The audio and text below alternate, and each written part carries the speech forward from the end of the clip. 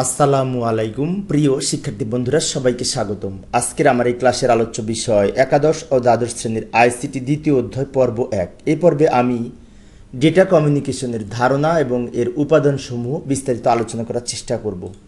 তো আলোচনায় তোমাদের সাথে আছে আমি মোহাম্মদ সিরাজুল ইসলাম, বরিশাল সরকারি model school and college Barishal.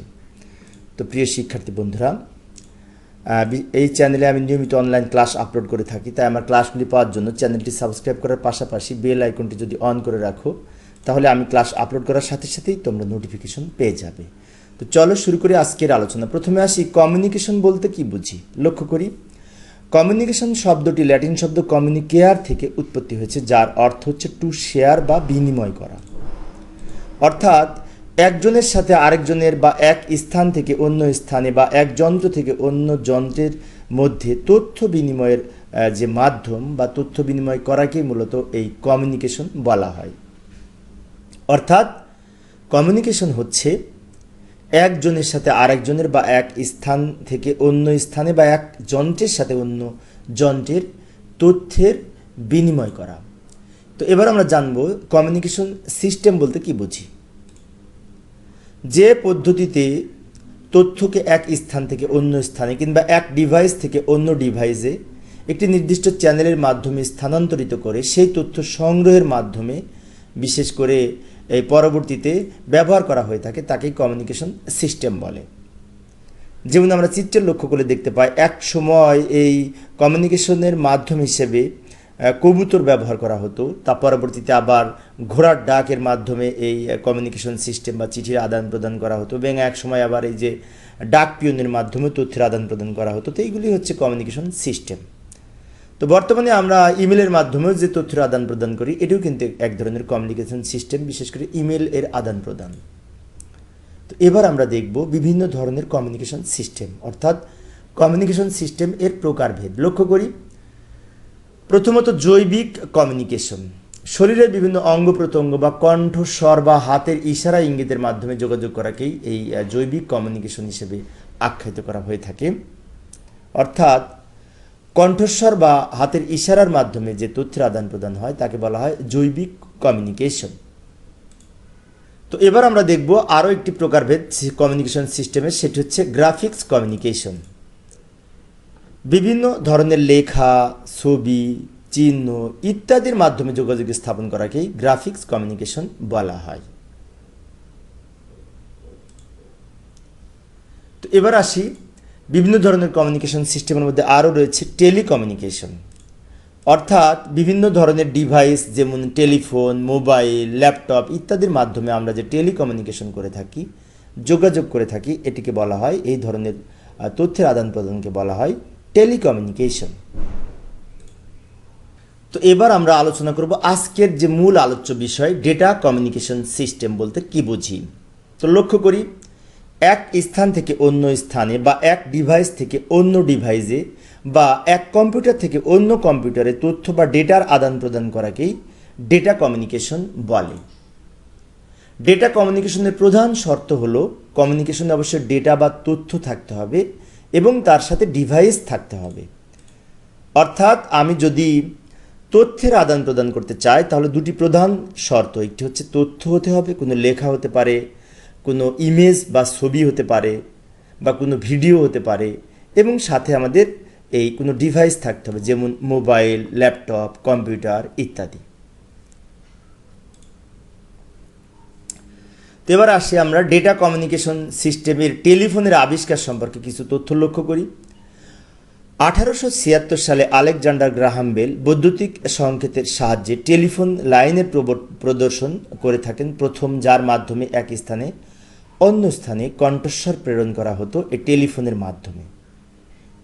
তো আলেকজান্ডার গ্রাহাম বেল 1847 সালে জন্মগ্রহণ করেন এবং 1922 সালে মৃত্যুবরণ করেন, যিনি টেলিফোনের আবিষ্কারক হিসেবে পরিচিত।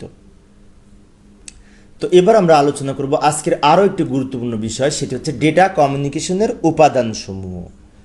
তো ডেটা কমিউনিকেশনের উপাদান সাধারণত 5টি, যথাক্রমে উৎস, প্রেরক, মাধ্যম, প্রাপক এবং গন্তব্য।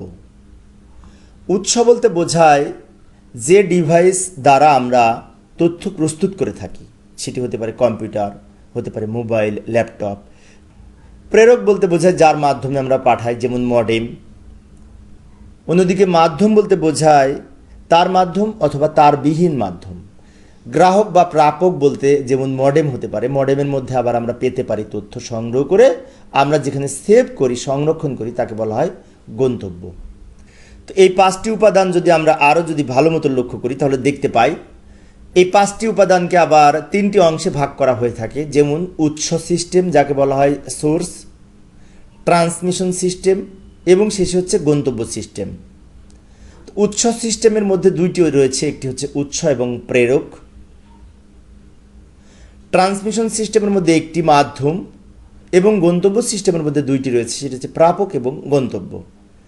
তো এই চিত্রে আমরা যদি 5টি উপাদান লক্ষ্য করি তাহলে দেখতে পাই প্রথমে যে কম্পিউটার, যার মাধ্যমে আমরা তথ্য প্রস্তুত করে থাকি, যেটি হচ্ছে সোর্স বা উৎস হিসেবে পরিচিত। এবং এই কম্পিউটারের থেকে যদি ডান দিকের কম্পিউটারে তথ্য পাঠাতে চাই তাহলে আমাদের এই শেষের কম্পিউটারটি হবে গন্তব্য এবং প্রথম কম্পিউটারটি হবে উৎস বা সোর্স। তো এই কম্পিউটার থেকে যদি তথ্য পাঠাতে চাই তাহলে প্রথমে আমাদের কম্পিউটার থেকে ডিজিটাল সিগন্যাল রাউটারের মাধ্যমে অ্যানালগ সিগন্যালে রূপান্তরিত হয়ে সেটি টাওয়ার বা তারের মাধ্যমে পরবর্তী রাউটার যেটি রিসিভ করবে বা প্রাপকের মাধ্যমে এই রাউটারের মাধ্যমে আবার সেটি ডিজিটাল সিগন্যালে রূপান্তর হয়ে এই শেষের কম্পিউটারে সংরক্ষণ করবে। তাহলে আমরা লক্ষ্য করলে দেখতে পাই কম্পিউটার ডিজিটাল সিগন্যাল ছাড়া অন্য কোনো সিগন্যাল বুঝে না। কম্পিউটার প্রথমে ডিজিটাল সিগন্যাল রাউটারে প্রেরণ করে, তারপরে সেটি অ্যানালগ সিগন্যালে রূপান্তর হয়ে আবার ডিজিটাল সিগন্যালে রূপান্তর হয় এবং শেষে কম্পিউটারের মাধ্যমে সংরক্ষিত থাকে। তো এই 5টি উপাদান সম্পর্কে আমরা আরও যদি বিস্তারিত লক্ষ্য করি তাহলে দেখতে পাই প্রথমে আসি উৎস বা সোর্স। যে ডিভাইস যেটাকে তৈরি করে বা উৎপন্ন করে তাকে উৎস বলে। যেমন মোবাইলের মাধ্যমে আমরা তথ্য উৎপন্ন করতে পারি বা তৈরি করতে পারি, কম্পিউটারের মাধ্যমে লিখে প্রস্তুত করতে পারি। তো এইগুলো হচ্ছে উৎস। তো এবার আসি প্রেরক বা ট্রান্সমিটার। উৎস হতে ডেটা যার মাধ্যমে গন্তব্যে পাঠানো হয় তাকে প্রেরক যন্ত্র বলে। যেমন মডেম হতে পারে, রাউটার হতে পারে, যার মাধ্যমে আমরা প্রেরণ করি। এই সিস্টেমে ডেটাকে এনকোড করে চ্যানেল দ্বারা প্রবাহিত হবে এমন উপযোগী করে তৈরি করা হয়। অর্থাৎ ডিজিটাল ডেটাকে অ্যানালগ ডেটাতে পরিণত করে ট্রান্সমিট করা হয়। বিষয়টি আবারও বলছি, লক্ষ্য করে এই চিত্রের মাধ্যমে আমি ব্যাখ্যা দিচ্ছি নিচে। তো এই চিত্রে লক্ষ্য করলে দেখতে পাই কম্পিউটার থেকে ডিজিটাল সিগন্যাল রাউটার গ্রহণ করার পরে সেই সিগন্যালকে অ্যানালগ সিগন্যালে পরিণত করে এই মাধ্যমে প্রেরণ করে, অর্থাৎ এই টাওয়ারের মাধ্যমে আবার সেটি অ্যানালগ সিগন্যাল পরবর্তী প্রেরকের কাছে প্রেরণ করে। তো এবার আমরা কমিউনিকেশন সিস্টেমের মাধ্যম হিসেবে কিভাবে কাজ করে সেটি লক্ষ্য করি। যার মধ্য দিয়ে ডেটা এক স্থান থেকে অন্য স্থানে পাঠানো হয় তাকে মাধ্যম বলে। যেমন তার মাধ্যম হতে পারে, তারবিহীন হতে পারে।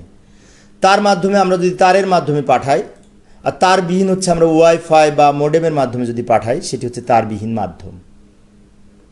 তো এবার আমরা আলোচনা করব গ্রাহক বা প্রাপক বা রিসিভার সম্পর্কে। লক্ষ্য করি যে ডিভাইস প্রেরিত তথ্য গ্রহণ করে গন্তব্যে পৌঁছে দেয় তাকে গ্রাহক বা প্রাপক বলে। যেমন মডেম, রাউটার ইত্যাদি। অর্থাৎ অ্যানালগ হতে ডিজিটাল সিগন্যালে পরিণত করাই হচ্ছে এই প্রাপক বা গ্রাহকের প্রধান কাজ। তো লক্ষ্য করি এই যে নিচে চিত্রটি লক্ষ্য করলে দেখতে পাই টাওয়ার থেকে অ্যানালগ সিগন্যাল গ্রহণ করে রাউটার, তারপরে রাউটার এই অ্যানালগ সিগন্যালকে ডিজিটাল সিগন্যালে রূপান্তর করে গন্তব্যে পাঠায়, অর্থাৎ কম্পিউটারে পাঠায়। কম্পিউটার কিন্তু ডিজিটাল সিগন্যাল ছাড়া অন্য কোনো সিগন্যাল বুঝে না। তো এবার আমরা আলোচনা করব গন্তব্য বা ডেস্টিনেশন সম্পর্কে। লক্ষ্য করি সর্বশেষে যে ডিভাইস গ্রাহক থেকে তথ্য গ্রহণ করে সংরক্ষণ করে তাকে গন্তব্য বলা হয়। যেমন কম্পিউটার হতে পারে, সার্ভার হতে পারে, মোবাইল হতে পারে, যেখানে আমরা রিসিভ করে সেভ করে থাকি। অর্থাৎ প্রাপক বা রাউটার হতে ডিজিটাল সিগন্যাল গ্রহণ করে কম্পিউটার বা এই ল্যাপটপ বা বিশেষ করে সার্ভারে বিভিন্ন তথ্য সংরক্ষণ করা হয়, যাকে গন্তব্য বলে। তো প্রিয় শিক্ষার্থী বন্ধুরা, এই ছিল ডেটা কমিউনিকেশনের 5টি উপাদান সম্পর্কে বিস্তারিত আলোচনা। তো তো প্রিয় শিক্ষার্থী বন্ধুরা, এবার আমি ডেটা কমিউনিকেশনে মডেমের ভূমিকা নিয়ে কিছু কথা বলবো। মডেম সাধারণত প্রাপক এবং প্রেরক হিসেবে কাজ করে। তো এই ক্ষেত্রে আমরা লক্ষ্য করি, প্রেরক মডেম উৎস থেকে ডিজিটাল ডেটাকে অ্যানালগ ডেটায় পরিণত করে নেটওয়ার্কে পাঠায়, আর প্রাপক মডেম ওই অ্যানালগ ডেটাকে ডিজিটাল ডেটায় রূপান্তর করে কম্পিউটারে পাঠায়। অর্থাৎ ডিজিটাল ডেটাকে অ্যানালগ ডেটায় রূপান্তর করাকে বলা হয়, প্রথম অংশকে বলা হয় মডুলেশন, এবং অ্যানালগ ডেটাকে ডিজিটাল ডেটায় রূপান্তর করার পরবর্তী অংশকে বলা হয় ডিমডুলেশন। যেমন আমরা যদি চিত্রের মাধ্যমে লক্ষ্য করি তাহলে দেখতে পাই, মনে করি এই যে উপরের কম্পিউটারে, যে বাম দিকের উপরে যে কম্পিউটারটি রয়েছে, এই কম্পিউটার থেকে নিচের এই কম্পিউটারে তথ্য প্রেরণ করবে। তো সেই ক্ষেত্রে প্রথমে এই কম্পিউটার যখন মডেমে প্রেরণ করবে, তখন কিন্তু এই যে ডিজিটাল ডেটা প্রেরণ করছে, লক্ষ্য করে এই যে সিগন্যাল যাচ্ছে, কিন্তু একবার উপরে উঠছে, একবার নিচে নামছে, একবার উপরে উঠছে, একবার নিচে নামছে। তাহলে কি হলো, কম্পিউটার থেকে মডেমে ডিজিটাল ডেটা পেল। এবার এই সিস্টেমকে বলা হয় মডুলেশন। আবার এই মডেম থেকে এই মডেমে মাঝখানে টাওয়ারের মাধ্যমে আসার জন্য এইখানে কি করবে, অ্যানালগ সিগন্যাল, এই যে অ্যানালগ সিগন্যাল কিন্তু এই যে যাচ্ছে, অ্যানালগ সিগন্যাল এই মডেমে পেল। এখন এই মডেম আবার কি করবে, এই অ্যানালগ সিগন্যালকে এই যে আবার ডিজিটাল সিগন্যালে রূপান্তর করলো, রূপান্তর করে এই কম্পিউটারে প্রেরণ করছে। তাহলে আমরা লক্ষ্য করলে দেখতে পাই, প্রথমে এই যে এই উৎস কম্পিউটার থেকে প্রাপক মডেম কি করলো, ডিজিটাল সিগন্যালকে অ্যানালগে রূপান্তর করলো। এই অংশটুকুকে বলা হয় মডুলেশন। এবং আবার এই যে পরবর্তী মডেম এই অ্যানালগ সিগন্যালকে ডিজিটাল সিগন্যালে রূপান্তর করে কম্পিউটারে প্রেরণ করলো, পরবর্তী এই অংশটাকে বলা হয় ডিমডুলেশন। এবং এই সামগ্রিক কার্যক্রমটি মডুলেটর ও ডিমডুলেটর হিসেবে কাজ করে মডেম। সেজন্য ডেটা কমিউনিকেশন সিস্টেমের ক্ষেত্রে মডেমের গুরুত্ব অপরিসীম। তো প্রিয় শিক্ষার্থীবৃন্দ, এই ছিল আজকের আমার তত্ত্বীয় আলোচনা। তো এই আলোচনার পরিপ্রেক্ষিতে, আজকের আলোচনার পরিপ্রেক্ষিতে আমি কিছু বিভিন্ন প্রতিষ্ঠানের নির্বাচনী পরীক্ষার প্রশ্নের আলোকে গুরুত্বপূর্ণ এমসিকিউ প্রশ্ন ও উত্তর আলোচনা করার চেষ্টা করব খুব অল্প সময়ের মধ্যে। লক্ষ্য করি 1 নম্বর প্রশ্ন এমসিকিউ, কমিউনিকেয়ার শব্দটি হচ্ছে ল্যাটিন শব্দ, গ্রিক শব্দ, ফার্সি শব্দ, সংস্কৃত শব্দ? সঠিক উত্তর হচ্ছে ল্যাটিন শব্দ। কমিউনিকেয়ার শব্দটি ল্যাটিন শব্দ থেকে উৎপত্তি হয়েছে, যার অর্থ হচ্ছে টু শেয়ার বা বিনিময় করা। পরবর্তী প্রশ্নটি লক্ষ্য করি, ডেটা কমিউনিকেশন কি? ডেটা কমিউনিকেশন হচ্ছে দুটি ডিভাইসের মধ্যে তথ্যের বিনিময়। ক নাম্বারটি সঠিক উত্তর, দুটি ডিভাইসের মধ্যে তথ্যের বিনিময়। পরবর্তী প্রশ্নটি লক্ষ্য করি, কোনটি ডেটা প্রেরক হিসেবে ব্যবহৃত হয়? এইখানে যেগুলি রয়েছে তার মধ্যে যে মডেম বা রাউটার বিশেষ করে প্রেরক এবং প্রাপক উভয় হিসেবে ব্যবহার হতে পারে। পরবর্তী প্রশ্ন, কমিউনিকেশন সিস্টেমের উৎস কি করে থাকে? উৎস সাধারণত ডেটা তৈরি করে থাকে। উৎসর অন্যতম কাজ হচ্ছে ডেটা তৈরি করা। পরবর্তী প্রশ্ন, কমিউনিকেশন সিস্টেমের উপাদান কয়টি? তোমরা অনেকেই পারবে, কিছুক্ষণ আগে আমি ব্যাখ্যা দিয়েছি। তো এখানে সঠিক উত্তর হচ্ছে 5টি। যেমন উৎস, প্রেরক, মাধ্যম, প্রাপক এবং গন্তব্য। তো এই হচ্ছে 5টি ডেটা কমিউনিকেশন সিস্টেমের প্রধান উপাদান। পরবর্তী প্রশ্নটি লক্ষ্য করি, ডেটা কমিউনিকেশনের উৎস কোনটি? মডেম, ল্যাপটপ, কেবল, টেলিফোন লাইন? তো সঠিক উত্তর হচ্ছে ল্যাপটপ। কেননা আমরা জানি ল্যাপটপ, মোবাইল বা কম্পিউটারের মাধ্যমে আমরা ডেটা তৈরি করতে পারি, যাকে উৎস হিসেবে বিবেচিত হয়। ডেটা কমিউনিকেশনের চ্যানেল কত প্রকার? ডেটা কমিউনিকেশন চ্যানেল সাধারণত 2 ধরনের, যথাক্রমে ডেটা প্রসেসিং একটি অংশ আর ডেটা ট্রান্সমিশন, অর্থাৎ ডেটা প্রসেস করা এবং ট্রান্সমিশন করা। এই দুটি হচ্ছে ডেটা কমিউনিকেশনের 2টি চ্যানেল। পরবর্তী প্রশ্নটি লক্ষ্য করি, যে যন্ত্র থেকে ডেটা পাঠানো হয় তাকে কি বলে? অর্থাৎ যার মাধ্যমে আমরা পাঠাই তাকে কি বলে? অবশ্যই প্রেরক বলে বা ট্রান্সমিটার বলে। যেমন মডেম হতে পারে, রাউটার হতে পারে, এগুলির মাধ্যমে আমরা তথ্য প্রেরণ করি। পরবর্তী প্রশ্নটি লক্ষ্য করি, ডেটা বলা যায় ড্যাশ, গুগল ক্রম, ইমেইল, টুইট? তো এইখানে এই 2 এবং 3 সঠিক উত্তর। কারণ ইমেল একটি, আমি যদি ইমেল পাই সেটি ডেটা হতে পারে, আমি যদি টুইট পাই সেটি ডেটা হতে পারে। কিন্তু গুগল ক্রোম হচ্ছে একটি ওয়েব ব্রাউজার, যেটি একটি সফটওয়্যার, এটি কোনো ডেটা নয়, এটি একটি ব্রাউজার সফটওয়্যার।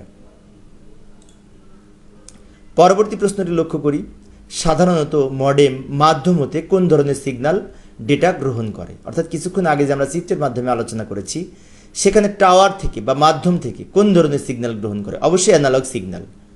মাধ্যম হতে মডেম অ্যানালগ সিগন্যাল গ্রহণ করে তাকে ডিজিটাল সিগন্যালে রূপান্তর করে কম্পিউটারে প্রেরণ করে, যাকে ডিমডুলেশন বলে। পরবর্তী প্রশ্ন, ডেটা হলো ড্যাশ, ইমেল বা মেসেজ, ছবি, অডিও, ভিডিও। তিনটাই সঠিক, তিনটাই ডেটা হতে পারে। পরবর্তী প্রশ্ন, ডেটাকে এক স্থান থেকে অন্য স্থানে স্থানান্তর করার প্রক্রিয়াকে কি বলে? সহজ প্রশ্ন। এক স্থান থেকে অন্য স্থানে ডেটাকে প্রেরণ করার প্রক্রিয়াকে বলা হয় ডেটা কমিউনিকেশন। পরবর্তী প্রশ্নটি লক্ষ্য করি, ডেটা কমিউনিকেশনে প্রেরক ও প্রাপক হিসেবে কাজ করে কোনটি? তো ডেটা কমিউনিকেশনে প্রেরক ও প্রাপক হিসেবে কাজ করে এখানে যে অপশনগুলি রয়েছে, যেমন কম্পিউটার, মডেম, কেবল এবং স্যাটেলাইট। তো এখানে সঠিক উত্তর হচ্ছে মডেম। কারণ মডেম যেমন একদিকে প্রেরক হিসেবে কাজ করে, আবার অপর প্রান্তে এটি প্রাপক হিসেবেও কাজ করতে পারে। তো মডেম যখন প্রেরক হিসেবে কাজ করে তখন মডেম মডুলেটরের কাজ করে, আবার মডেম যখন প্রাপক হিসেবে কাজ করে তখন সেটি ডিমডুলেটর হিসেবে কাজ করে। তো আজকের আলোচনার শেষ এমসিকিউ প্রশ্নটি লক্ষ্য করি, ডিজিটাল সিগন্যালকে অ্যানালগ ও অ্যানালগ সিগন্যালকে ডিজিটাল সিগন্যালে রূপান্তর করার পদ্ধতিকে বলা হয় ড্যাশ, মডুলেশন, সিনক্রোনাইজেশন, ডিমডুলেশন। তো সঠিক উত্তর হচ্ছে 1 এবং 3, অর্থাৎ মডুলেশন এবং ডিমডুলেশন। কিছুক্ষণ আগে আমরা চিত্রে লক্ষ্য করেছি, ডিজিটাল সিগন্যালকে অ্যানালগ সিগন্যালে রূপান্তর করার কাজকে বলা হয় মডুলেশন, এবং অ্যানালগ সিগন্যালকে ডিজিটাল সিগন্যালে রূপান্তর করার সিস্টেমকে বলা হয় ডিমডুলেশন। এবং এই দুইটি কাজ মডেম এর মাধ্যমে সম্পাদিত হয়ে থাকে, সেজন্য মডেমকে মডুলেটর এবং ডিমডুলেটরের সংক্ষিপ্ত রূপ মডেম হিসেবে আখ্যায়িত করা হয়ে থাকে। তো প্রিয় শিক্ষার্থী বন্ধুরা, এই ছিল আমার আজকের আলোচনার বিষয়। আমার পরবর্তী ক্লাসের আলোচ্য বিষয় হচ্ছে ডেটা কমিউনিকেশনে সিগন্যালের ব্যবহার এবং সিগন্যালের প্রকারভেদ সম্পর্কে 2 নম্বর পর্বে আমি আলোচনা করার চেষ্টা করব। দেখার আমন্ত্রণ রইল।